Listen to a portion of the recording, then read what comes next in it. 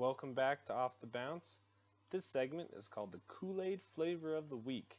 Now, for those that might have listened to the podcast a couple years ago, this is a segment that we did every time. And as always, what Kool-Aid is Dylan drinking this week? And this week, the color of Kool-Aid that I'm drinking is crimson.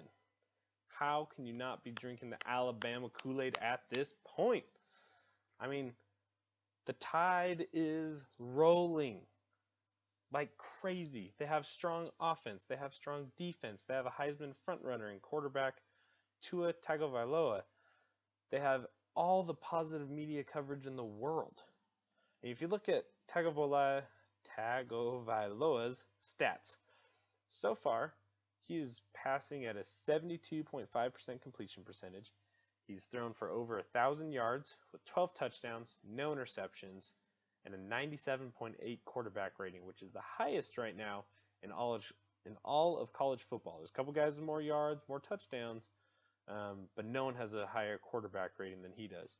Throw that in, he only has a few rushes, about 100 rushing yards, but he's got 5.7 yards per rush, which is really great for a quarterback, especially because in college, when they get sacked, that's negative rushing yards for the quarterback.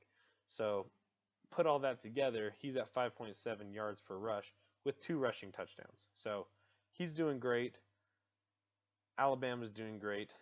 But there are some problems with Alabama. I know, I'm drinking the Kool-Aid, but I also got to come back to reality here.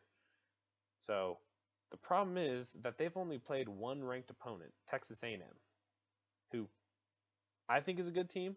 But they have 2 losses now, and they are way out of the top 25. Now, those 2 losses came to number 1 Alabama, and also from number 2 Clemson.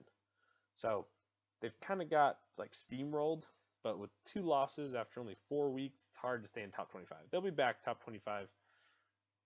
But yeah, for now, that's their top win for Alabama. The big problem with that is Alabama doesn't play another ranked opponent until November 3rd.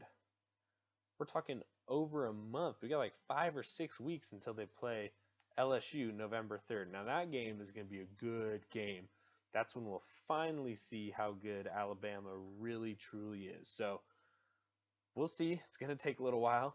I mean, the interesting thing with this is Nick Saban isn't even convinced of how good they are.